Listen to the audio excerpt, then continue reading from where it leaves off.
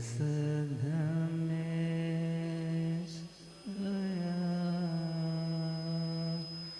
मनो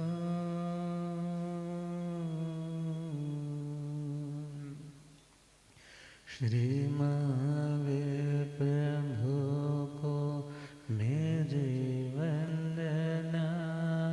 श्री महावीर प्रभु को वंदना वंदना वंदना वंदना वंदना वंदना वंदना। मुझको तारो प्रभु तारे जो चंदना। मुझको तारो तारे जो वंदना वंदना वंदना वंदना वंदना वंदना वंदना। मेरी नैया पड़ी बीच मझधार के। मेरी नैया पड़ी बीच कौन अपना यहाँ बीच संसार के। कौन अपना यहाँ बीच। तुम हो तारन तेरन आया तेरे शरण। तुम हो तारन तेरन आया तेरे चरणों में दाता है अभिवंदना। तेरे चरणों में वंदना वंदना वंदना वंदना वंदना वंदना वंदना। अनंत आनंद शांति के निकेतन शासनपति श्रवण भगवान महावीर स्वामी के पावन चरण अरविंदों में हार्दिक भावना वंदन नमन। मेरे अंधेरे जीवन को रोशनी प्रदान करने वाले परम उपकारी आगम ज्ञान के भंडार आगम ज्ञाता आगम पुरुष जिन शासन रतन हिमाचल केसरी उपाध्याय भागवंत श्रद्धेय गुरुदेव श्री जितेंद्र मुनि जी महाराज साहब के पावन चरण कमलों में हार्दिक भावना वंदन नमन। पाठ पर विराजमान तपस्वी रतन श्री प्रभु मुनि जी महाराज साहब के चरणों में वंदन। धर्म सभा में उपस्थित धर्मानुरागियों, सुशीलवती माताओं एवं बहनों, असीम पुण्योदय से भाग्योदय से आप सबको संतों का समागम और वीतरागवाणी श्रवण करने का सुअवसर प्राप्त हो रहा है। श्रवण कर रहे हैं श्री महावीर स्तुति। भगवान महावीर स्वामी के मंगल में गुणों का सुंदर सा एक गुलदस्ता आर्य श्री सुधर्मा स्वामी जी महाराज पिरो पिरो करके सहेज सहेज करके उन गुणों को हमारी झोली तक पहुंचा रहे। तो 25वीं गाथा। पूढ़ोव में धुणे वे गाय गे। पूढ़ोव में धुणे वे गाय नेसन को वया सुपन्ने नेसन को तरियों समुद्रम महाभवोगा।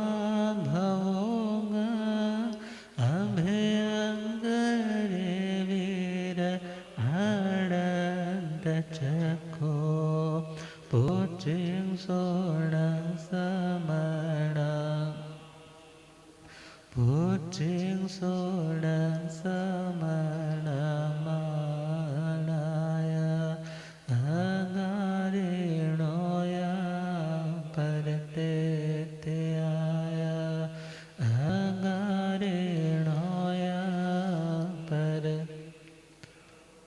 पूढ़ोव में धुणई विगय गे। आर्य श्री सुधर्मा स्वामी जी महाराज जो भगवान की श्रुत परंपरा को आगे पहुंचाने वाले उस मंगल में पाठ के प्रथम आचार्य थे और बहुत रिनाउंड स्कॉलर है। 11 महापंडितों में 5वां स्थान है और प्रभु के श्री चरणों की सेवा करने का, उनके समीप रहने का, उनके मुखारविंद से जीवन की उन घटनाओं को सुनने का साक्षात उन्हें अवसर मिला है। तो वे जैसा भगवान को जानते हैं शायद दूसरा इतने बढ़िया तरीके से भगवान को न पहचाने।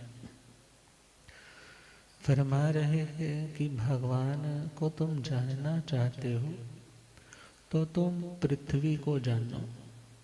किसको जानो? पूढ़ोव में धुणई विगय गेहि। पहली उपमा दी है पृथ्वी की। पूढ़ोव में मीन्स पृथ्वी की उपमा वाले भगवान महावीर स्वामी थे। जैसे पृथ्वी सब कुछ सहती है और उसका एक नाम है सर्वम सहा। सर्वम सहा। यदि कोई अच्छा है तो उसके बोझ को भी सहती है, यदि कोई बुरा है तो उन पापियों दुष्टों के बोझ को भी सहती है। और सहती तो बहुत कुछ है मगर कहती कुछ भी नहीं है। ऐसी वो पृथ्वी जो देती ही देती है, जो देती ही देती है, रहने के लिए स्थान देती है। घर बनाना है तो मिट्टी देती है और घर बनाने के लिए भी जगह और घर बनाने का मटेरियल भी देती है। वनस्पति उगानी है तो कहाँ उगाई जाएगी? वो भी पृथ्वी पर ही उगाई जाएगी। अर्थात भोजन की, कपड़े की, कपड़ा कहाँ से बनेगा? कपास से बनेगा या और वृक्षों की छाल इत्यादि से बनेगा। और वे वृक्ष कहाँ पैदा होंगे? वो भी पृथ्वी पे पैदा होंगे। और पृथु विस्तारे धातु है जिससे शब्द बनता है पृथ्वी, जो बहुत विस्तृत होती है, जिसका फैलाव बहुत होता है, उसे पृथ्वी बोला जाता है। और आगे चले तो पृथ्वी को धरती भी बोला जाता है, क्योंकि जो धारण करती है, आश्रय देती है, उस गुण के कारण उसे धरा भी बोला जाता है, धरती भी बोला जाता है। और बचपन से ही हम सुनते हैं धरती माता। कौन सी माता? अब कहते हैं जो लोग अपनी धरती से, अपनी मिट्टी से जुड़े रहते हैं, वे लोग कभी गलत स्थान की ओर बढ़ते नहीं। पुरानी परंपरा थी सुबह उठ करके, यदि पहले तो वो 24 तीर्थंकरों को, सिद्ध भगवंतों को हाथ ऐसे करके वंदन करते और जैसे ही धरती पे पैर रखते तो पहले धरती को भी क्या करते? नमस्कार करते। वो धरती को माता का दर्जा दिया। क्यों माता का दर्जा दिया? जो हमें इतना स्थान दे रही है, भोजन, पानी इत्यादि के रिसोर्सेज जहाँ से निकल रहे हैं, उस धरती को क्या कहेंगे? माँ ही तो कहेंगे। और बच्चा कितना भी थका हुआ क्यों ना हो, जैसे ही माँ की गोदी में सिर रखता है उसको नींद आ जाती है। और वो एक माँ ही ऐसी है जो अपने पूत को भी, सुपुत्र को भी गोदी में सिर रखने देती है और कुपुत्र को भी। किसी को मना तो नहीं ना करती। एक बच्चा बात भी नहीं सुनता फिर भी आकर के माँ के गोद में सर रख दे। एक बार तो भले हो सकता है मना करे, मगर उसकी जो ममता है उसको मना नहीं करने देती। अब यहाँ पर सोचना है, एक माँ भी तो ऐसी है और भगवान भी तो ऐसे ही थे ना। अब हम कुछ और बातें चले। पृथ्वी को अचला भी बोला जाता है। अचला, जो कभी भी चलायमान नहीं होती, भले सामान्य रूप से चलायमान नहीं होती, मगर कभी कभी भूकंप आ जाते हैं। अब पृथ्वी का एक सामान्य गुण को लेकर के नाम दिया अचला। और आगे बढ़े तो इस पृथ्वी का नाम है वसुंधरा। क्या नाम है? वसुंधरा क्यों बोला जाता है? वसु बोलते हैं धन को, रत्नों को। अब वो रतन, वो धन, धान्य इत्यादि कहाँ पर है? पृथ्वी में। वो उस धन को, धान्य को धारण करती है, इसलिए उन रत्नों को धारण करने के कारण पृथ्वी का नाम क्या है? वसुंधरा। भूमि भी बोला जाता है। अब नाम तो कई सारे हैं, मगर यहाँ पर भगवान के साथ उपमा क्यों दी गई है?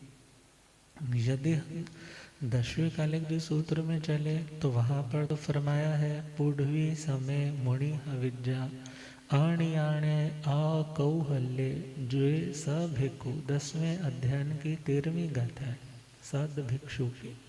तो वहाँ पर कहा है पृथ्वी के समान मुनि को होना चाहिए। किसके समान?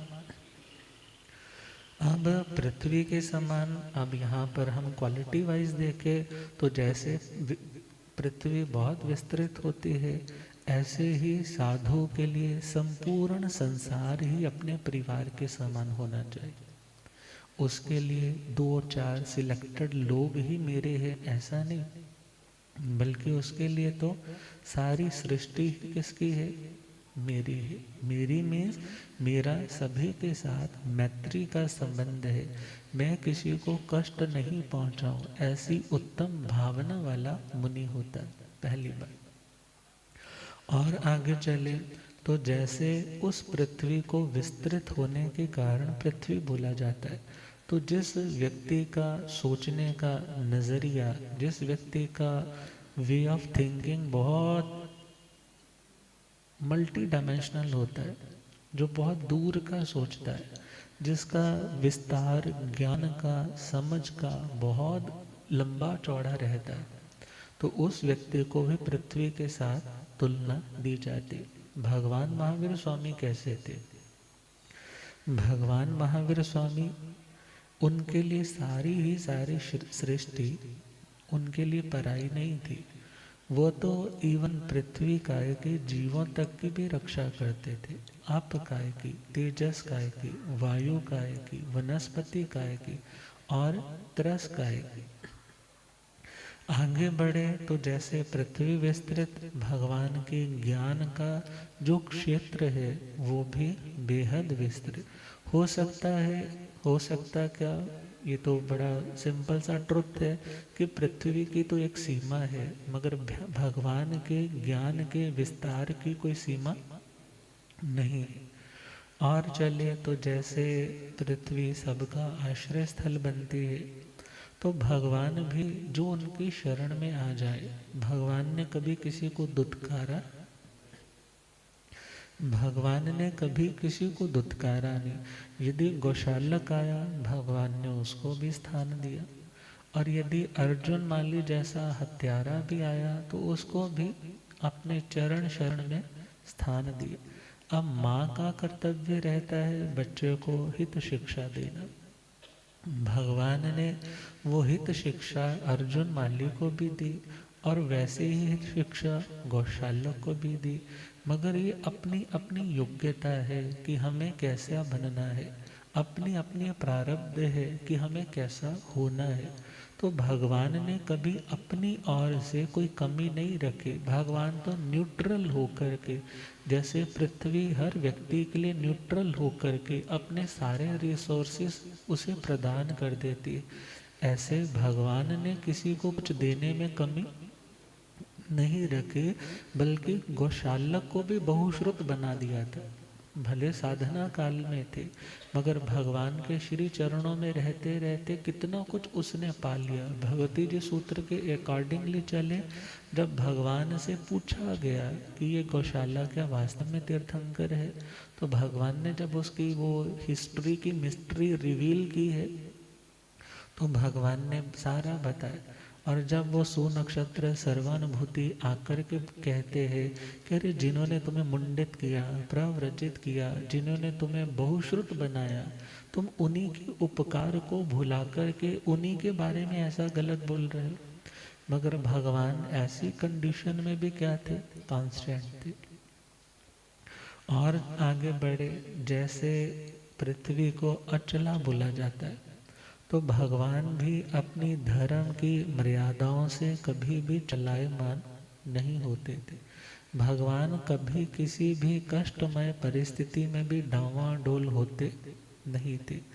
और जो मेरू की भांति अकंप थे। और विचार करें, धरती पे ही तो मेरू है, मेरू पर्वत भी कहाँ। अब ऊंचे ऊंचे पर्वत शिखरों को भी यदि उठाने वाली है तो वो कौन है? वो भी पृथ्वी। इसी प्रकार भगवान अपनी जिंदगी में उत्तम से उत्तम, बड़े से बड़े जो महाव्रत है, जो बड़े से बड़े शील के अंग है, उन समस्त पर्वतों की भांति सुशोभित जो जितने भी गुण हैं उन्हें भी उठाने वाले पृथ्वी के समान थे। और कभी भी अपनी मर्यादा से डांवाडोल होने वाले नहीं। भले दुनिया में कितने भी भयंकर तूफान क्यों ना आ जाए, मगर जैसे पृथ्वी कांस्टेंट रहती है, ऐसे ही भगवान अपनी साधना में कांस्टेंट रहते थे। और आगे चले, जैसे इस पृथ्वी को माँ का दर्जा दिया जाता है, तो भगवान भी प्रत्येक जीव के लिए अम्मा पीरों की भांति, एक माँ की भांति, जैसे माँ अपने बच्चे का कभी वध नहीं करती, ऐसे भगवान ने कभी किसी जीव का घात नहीं किया। और विचार करें, जैसे उस पृथ्वी का आश्रय लेने वाले चोर भी तो होते हैं, और उसका आश्रय लेने वाले उत्तम लोग भी होते हैं जो घबराए होते हैं। तो भगवान के चरणों में आकर के आश्रय मांगने वाले तो वो अछंदक जैसे लोग भी थे, जो कहते थे कि प्रभु भले मैं कामी कपटी हूँ, भले मैं कैसा भी हूँ, मगर आपके रहने से मेरी आजीविका प्रभावित होगी, इसलिए आप दूसरी जगह चले जाइए, क्योंकि आप उत्तम हैं, आपको कहीं पर कोई कमी नहीं आएगी, मगर मेरा काम धंधा आपके रहने से चौपट हो जाएगा। तो भगवान ने उसकी बात को भी वैल्यू दी, अर्थात भगवान अपने कारण किसी का नुकसान करने वाले नहीं थे। जैसे पृथ्वी हर व्यक्ति को स्थान देती है, ऐसे निकृष्ट से निकृष्ट व्यक्ति को स्थान देने का मतलब उसको रिलीफ देना, स्थान देने का मतलब उसे रिलीफ देना। तो भगवान ने उसको रिलीफ दिया। और आगे चले तो चमरेंद्र ने जब उत्पात किया, अब स्वधर्मेंद्र में जाकर के जब वो पहुंचा है, तो इतनी ऊंचाई तक किसका देखा जाए शरणा लेकर के गया? भगवान का। और जब वहां से लौटा है, जब उसने ऊपर से वज्र फेंका है, तो भी किनका आश्रय लिया? भगवान का। तो भगवान ने तो अपना आश्रय देने से कभी किसी को मना नहीं किया।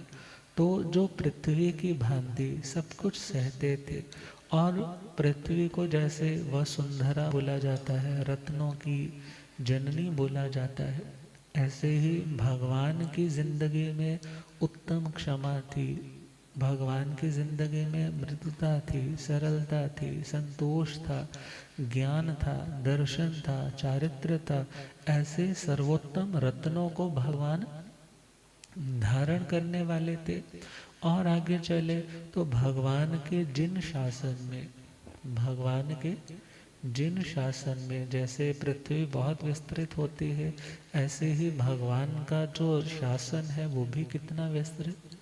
और उस विस्तृत शासन में कैसे गुण रत्नों के धारक महामुनि हुए, महासतियां जी हुए, जिन्होंने घोर उपसर्ग आने पर भी अपनी साधना के मार्ग को छोड़ा, साधना के मार्ग को नहीं छोड़ा। और हम देखें, जैसे वह पृथ्वी अचल रहती है, चलायमान नहीं होती। जब भगवान साधना में है, ध्यान साधना में खड़े हैं, संगम देव ने पहले तो उस रात में 20 उपसर्ग दे दिए, और उसके बाद भी जब उसको तसल्ली नहीं हुई तो भी कष्टों की भरमार, और उन्हीं कष्टों के दौरान उसने काल चक्र फेंका था। कौन सा चक्र?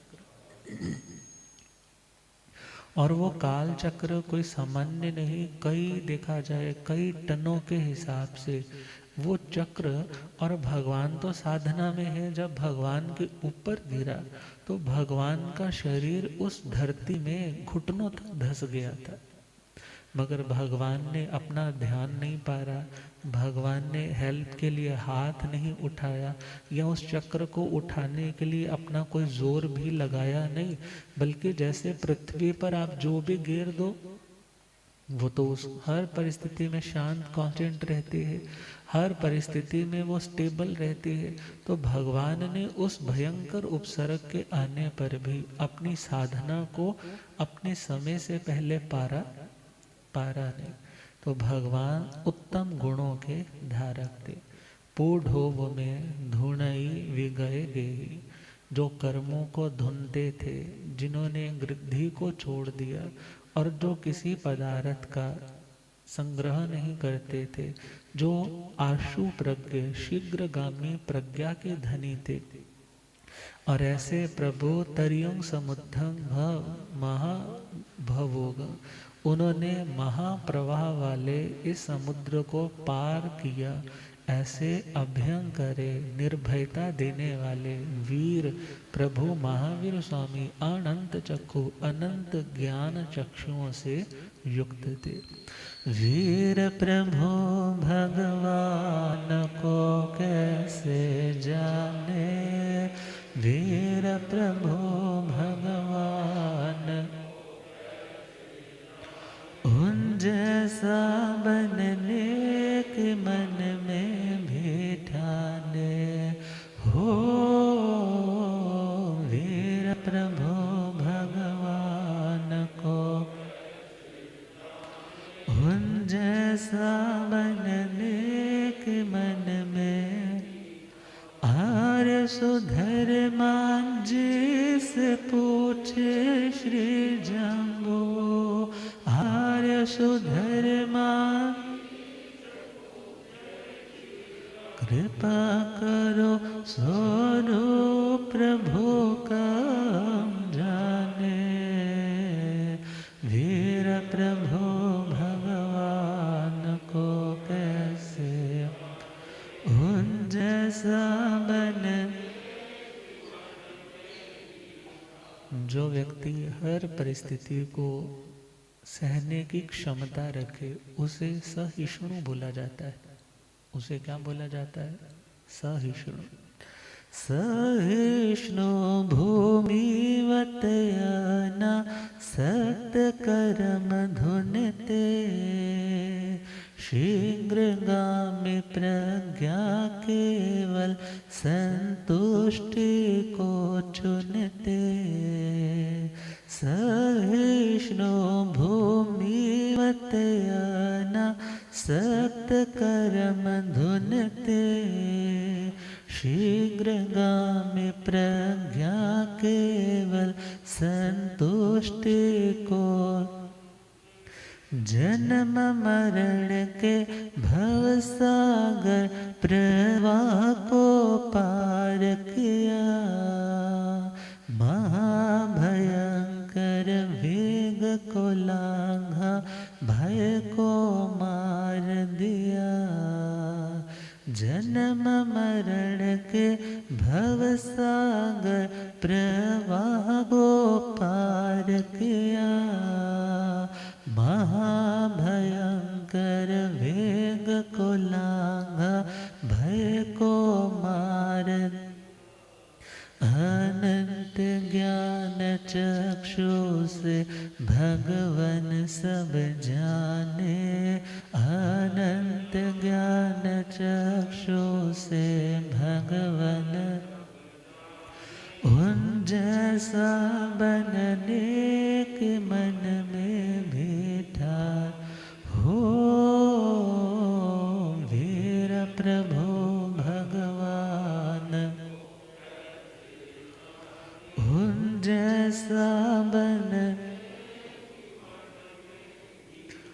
सबको सहे कुछ ना कहे, निश्चल मजबूत आधार। धरती जैसे धीर वीर, गुण रत्नों के भंडार। सबको सहे कुछ ना कहे, निश्चल मजबूत आधार। धरती जैसे धीर वीर, गुण रत्नों के भंडार। आत्म सुख की चाह में ममता को छोड़ दिया, निज से जुदा कर दे वहाँ से नाता तोड़ लिया। आत्म सुख की चाह में ममता को छोड़ दिया, निज से जुदा कर दे वहाँ से नाता तोड़ लिया। कर्म धूल को चले वो योगी छटकाने, कर्म धूल को चले वो योगी छट। उन जैसा बनने के मन में भी ठाने, हो वीर प्रभु भगवान। उन जैसा बनने के मन में। तो भगवान पृथ्वी की तरह सब कुछ सहने वाले। दुनिया में 4 तरह के लोग होते हैं। कुछ ऐसे होते हैं जो अपनों की तो सह लेते हैं, अपनों की तो सह लेते हैं, मगर बाहर का कोई कुछ बोले तो उस बात को सहते नहीं। और कुछ लोग ऐसे होते हैं जो बाहर के लोगों की तो सुन लेंगे, वहाँ पे तो भीगी बिल्ली बन जाएंगे, और जब घर पे पहुंचेंगे तो शेर बन जाएंगे, दौड़ने लग जाएंगे, छोटी छोटी बात पे बोलने लग जाएंगे। और कुछ लोग ऐसे रहते हैं जो घर पे भी डरपोक रहते हैं और बाहर भी डरपोक, दुनिया की लैंग्वेज से, आगम की लैंग्वेज से जो व्यक्ति सहनशील होते हैं, जो घर पे भी सहनशील होते हैं और बाहर भी सहनशील होते हैं। घर पे यदि किसी ने कुछ बोला है, उल्टा सीधा बोला, प्रतिकूल बोला, आपकी पूरी बात को सुने बगैर आपके ऊपर चढ़ाई भी कर दी, तो भी आप शांत रहे।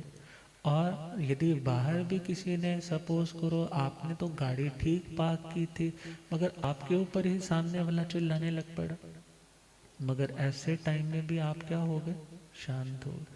कुछ लोग ऐसे हैं जो बाहर के लोगों की भी सुन लेते हैं और घर के लोगों की भी सुन लेते हैं। और कुछ लोग ऐसे होते हैं ना घर के लोगों की बात को सहन करते हैं और ना बाहर के लोगों की सहन करते। अब इनमें अच्छे वाला कौन सा है?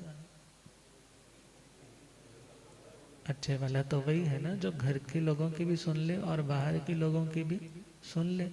क्योंकि बहुत से लोग ऐसे होते हैं जो घर में तो हर व्यक्ति की बात को सुनते हैं, मगर समाज में आ जाएं तो वहाँ कोई बोल दे तो उसकी बात को सुनते नहीं।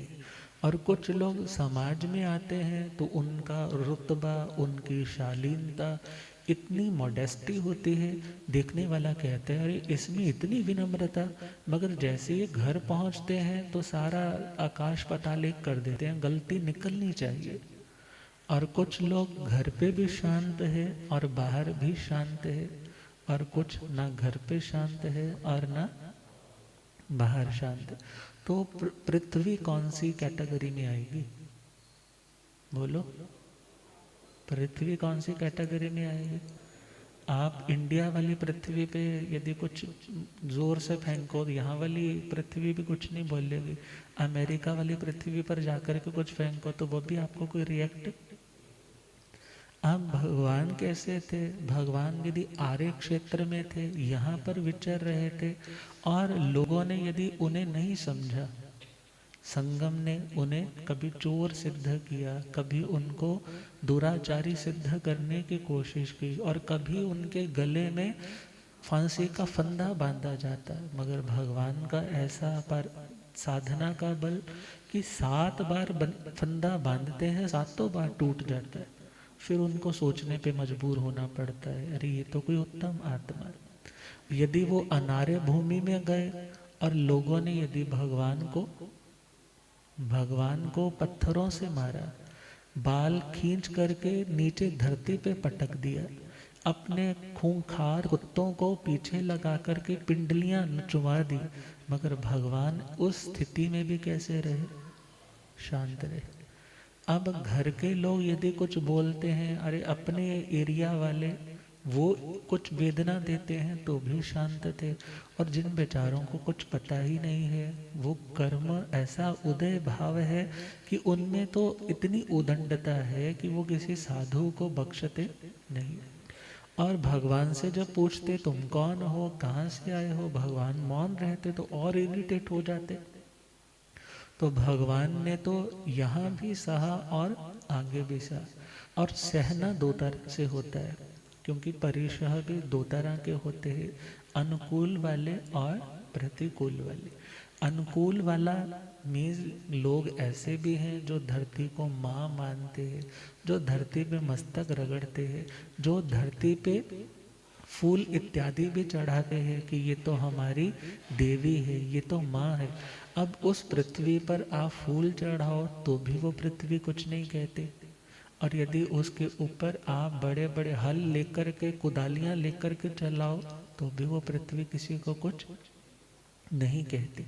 भगवान के श्री चरणों में आकर के कोई चंदन का लेप चरणों में लगाता, भगवान तब भी कांस्टेंट समता में रहते।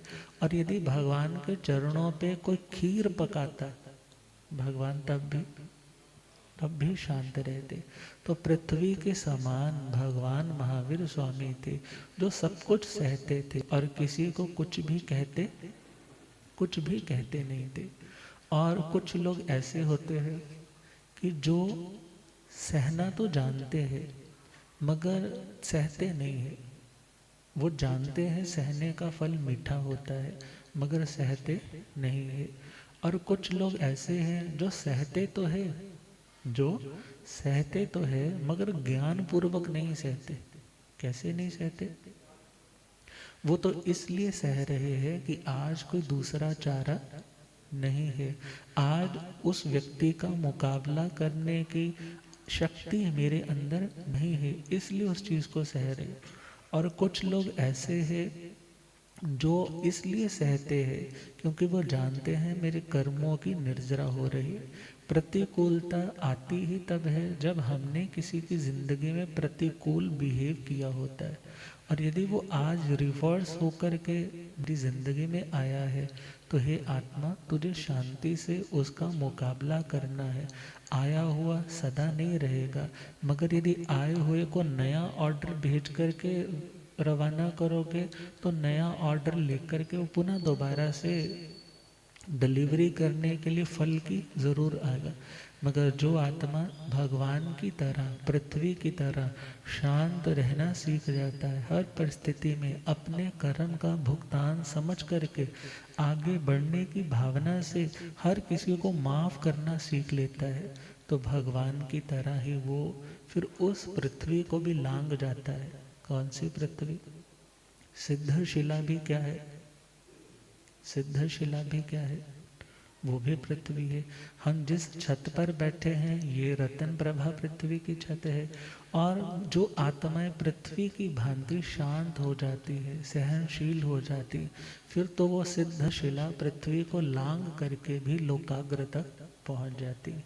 तो पहला पॉइंट, पृथ्वी के समान जो सहनशील है, गुण रत्नों को अपने भीतर समेटे हुए है, कोई भी आए उसके प्रति समान बिहेव रखने वाले हैं, और जो अपने जीवन में अपने आप में संतुष्ट रहते हैं, पृथ्वी कभी नहीं कहती मुझे मुझे ये चाहिए, मुझे वो चाहिए। हाँ, इतना ज़रूर है, जैसा आप पृथ्वी में बोते चले जाते हो, आपकी भावना के अकॉर्डिंगली आपको वो मिलता चला जाता है। ऐसे ही भगवान उस पृथ्वी की भांति है। आप प्रभु की उस भक्ति के यदि बीज भगवान को याद करके जो जो बोते हो, उसका फल किसको मिलता है? उसका फल आपको मिलता है। और यदि आपने बबूल भी बोए हैं तो बबूल के कांटे भी किसको मिलते हैं? आपको मिलते। यदि भगवान की असाधना की है तो असाधना का फल भी तुम्हें मिलेगा। और यदि भगवान का आपने विनय भक्ति की है तो उसका फल भी आपको मिलेगा। मगर वो पृथ्वी कांस्टेंट रहती। समता की मूरत तीर्थंकर केवली भगवान हर परिस्थिति में शांत रहते। सेकेंड पॉइंट है ढूंढई। ढूंढई बड़ा इजीली समझ आ जाएगा। कहते हैं उसने ना मेरी धुनाई कर दी।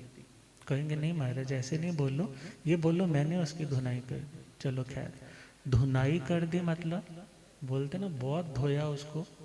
अब धोया, धुनाई करना, धुलाई करना सारे एक ही चीज़ है। पुराने टाइम में चले जाए तो आप लोगों ने शायद आज भी देखा होगा कि जहाँ पर रुई लेकर के क्या कर रहे होते? धुन रहे होते। क्यों धुन रहे होते हैं? क्योंकि उस रुई में जब पुरानी रुई हो जाती है, रजाइयों में भर रखी है, या कोई नई कपास लेकर के आए हैं, बीच में क्या होता है? काले काले वो दाने दाने से होते हैं ना। अब उसको क्या करते हैं? वो धुनते हैं। क्यों धुनते हैं? कि उसकी जो मैल है, जिस जो गांठें हैं, वो क्या हो जाए? खुल जाए। और वो रुई का एक एक तंतु अपनी निर्मलता को प्रकट कर दे। ऐसे ही भगवान ने अपने कर्मों को धुना। किसको धुना? कर्मों को धुना। और कर्मों को धुनने के कारण सेकंड विशेषण दिया है धुनई। भगवान ने अपने कर्मों को बख्शा नहीं, कर्मों की धुलाई कर दी। किसी और की धुलाई नहीं की कभी। किसकी धुलाई की? अपने कर्मों की। व्यक्ति देखो ना कितना एफर्ट लगा करके, क्योंकि कपड़ा भी वॉश करना है तो जोर कितना लगता है। मगर दुनिया में हम दूसरों की धुलाई तो करते रहते हैं, दूसरों की बुराई कर करके, मगर अपने कमियों का कोई लेखा जोखा ही नहीं। और जब खुद के कर्मों की धुलाई नहीं करेंगे तो आत्मा पवित्र होने वाली नहीं। और यदि हम चले आचार्यांग सूत्र में या सूत्र कृतांग सूत्र में, तो आचार्यांग सूत्र का 6ठा अध्याय है, प्रथम श्रुत स्कंद का धूत अध्ययन। वहाँ पर धुएं कंपने धातु से शब्द ये बना है। ये धुणई शब्द भी उसी धातु से बना है, और धूत शब्द भी उसी से बना है, विधूत भी उसी से बनता है, अवधूत भी उसी से बनता है। तो खैर, धुएं कंपने का मतलब क्या है? सपोज करो कपड़ा आपने सूखने डाला था, मगर जहाँ डाला है वो ग्राउंड पूरी मिट्टी का ग्राउंड है, और कपड़ा सूख गया। उसके ऊपर से जो लगा रखी थी आपने चिमटी, साथ वाला कपड़ा कोई उठाने के लिए आया और उसने वो चिमटी अपनी उतारी और चला गया। मगर क्या हुआ? हवा चली और आपकी वाली चद्दर नीचे धरती पे गिरी। जैसे ही आप पुनः लौट कर के आए, आपने क्या देखा? मेरी चद्दर पे क्या लग गई है? क्या लग गई? मिट्टी रेता लग गई है। अब उस मिट्टी रेता को क्या किया जाता है? झाड़ा जाता है। झाड़ने का नाम भी धुनना है। झाड़ने का नाम भी क्या है? धुएं कंपने। कंपन अर्थ में धातु शब्द प्रयोग में आती है। जब हम उस कपड़े को कंपा रहे हैं, कपड़े को कंपाना हमारा प्रयोजन नहीं है। हमारा प्रयोजन किसको कंपाना है? कि उस कंपन से, उस वाइब्रेशन से वो जो मिट्टी के कण उस चद्दर पे लगे हैं वो क्या हो जाए? नीचे गिरे। ऐसे ही तप करने से हम सोचते हैं ना कि तप का तो नाम सुनते ही कम कपी होने लग जाते, डर लगता है। इतने दिन भूखे, जब सुनते हैं किसी ने तो मांस खमन कर लिया, वो तो कभी तो जीभ ऐसे दांतों के नीचे करते हैं, कभी ऐसे कानों का हाथ ला रहे, इतनी तपस्या कर ली। अब विचार करना है, वो तपस्या देखा जाए तो कर्मों को कंपाने के लिए। किसको कंपाने के लिए? आत्मा रूपी चद्दर पे जो कर्म लगे हैं उन कर्मों को कंपाना है, उनको झाड़ना है, और उस प्रोसेस का नाम है धुनाई। भगवान ने अपनी आत्मा रूपी चद्दर पर लगे हुए कर्म के रज को छटका, उसको छटकाया, उसको अच्छे से झाड़ा कि मेरी आत्मा रूपी चद्दर पे कोई भी कर्म का अंश बाकी ना रह सके। और उसके लिए दो प्रोसेस आते हैं, पहला संयम और दूसरा तप। संयम और तप बोलो, संवर और निर्जरा बोलो, कि नई मिट्टी आत्मा रूपी कपड़े पे लगे नहीं, और जो पुरानी मिट्टी है उसको मैं क्या कर सकूं, ढाड़ सकूं। तो भगवान ने अपने उन कर्मों की मिट्टी को उतारने में कोई कसर छोड़ी नहीं। और आगे चले तो जो जो दुख देने का कारण बन सकती है, उन समस्त चीज़ों को त्यागने का नाम भी यहाँ पर धुना ही आता है। अब परिवार का संयोग है, भगवान ने उसको भी झाड़ दिया।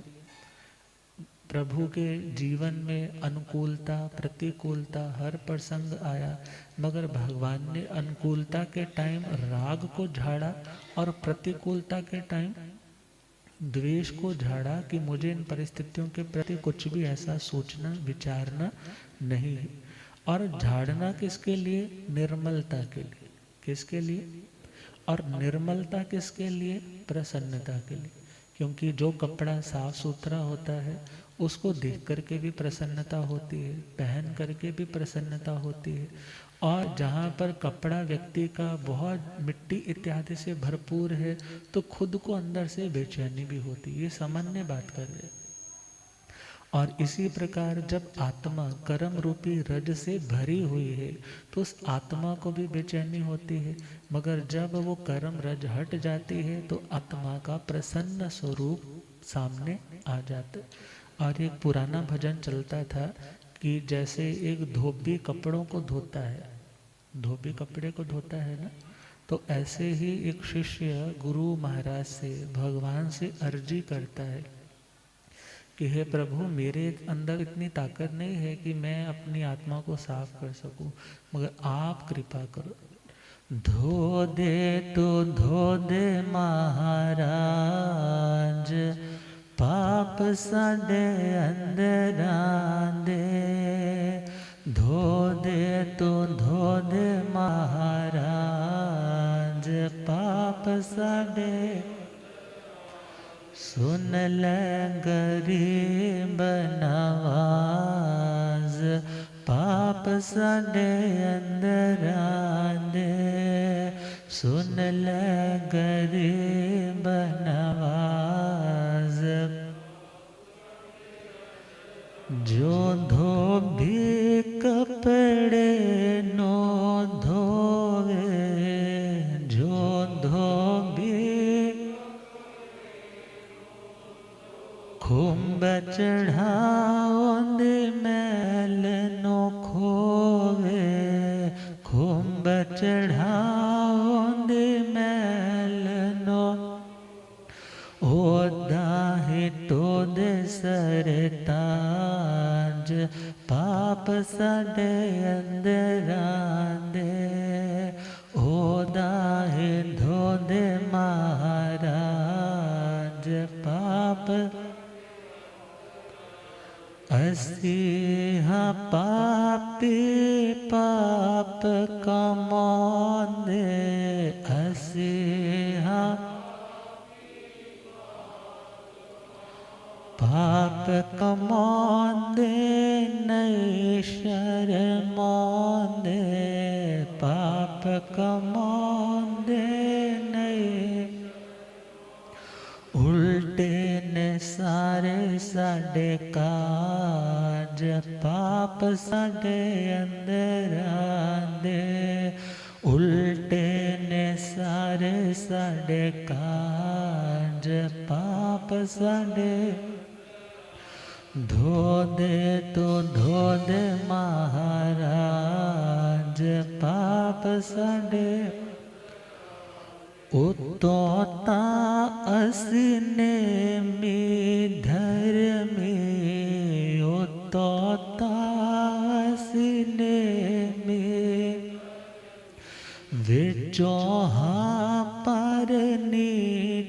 को कर में वे चौहा पर नीच औंदे निशानों को इलाज पाप सदे अंदर आंदे औंदे निशानों को इलाज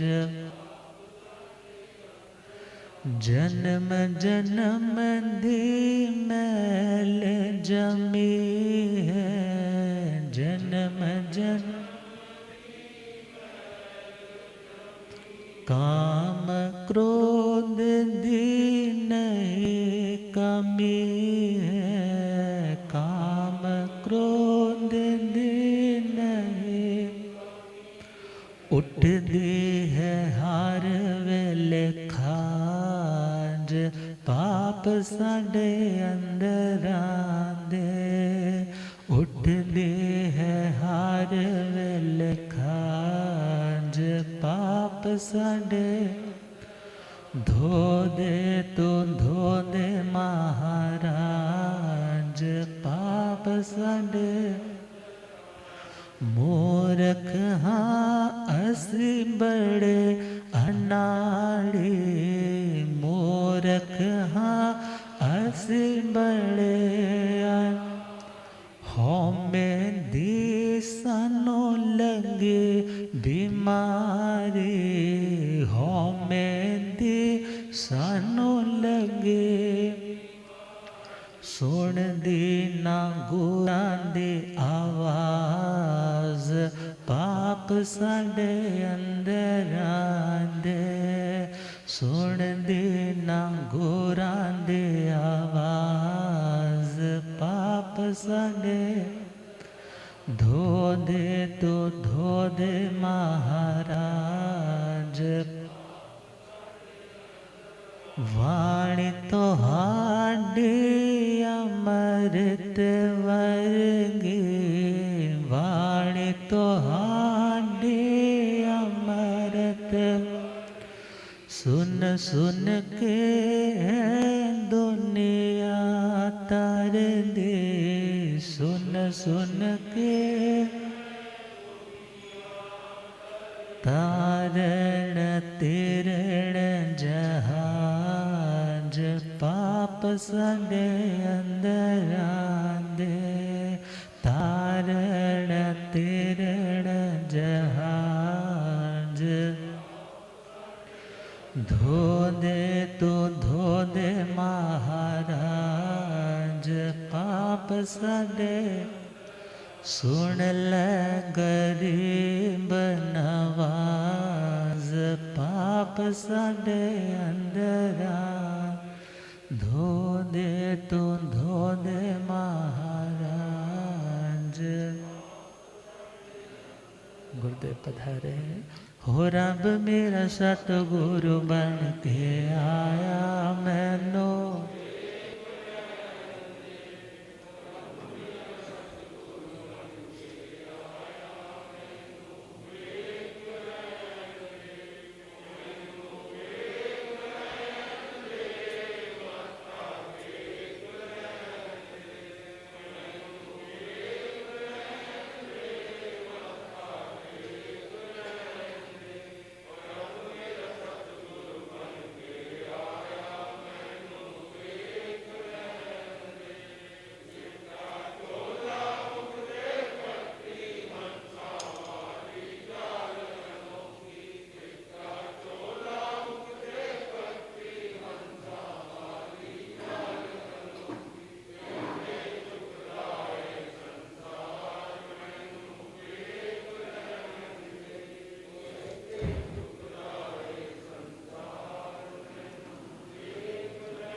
रब मेरा सतगुरु बन के आया मैनो भूले आगम ज्ञाता आगम पुरर्जन शास्त्र तन हिमाचल के श्री उपाध्याय भगवंत श्रद्धे गुरुदेव श्री जितेंद्र मुनि जी। तो इस गाथा के बारे में हम बाकी चर्चा कल करेंगे। अब श्रद्धे गुरुदेव जी मेरे साथ कृपा करें। ओम शांति।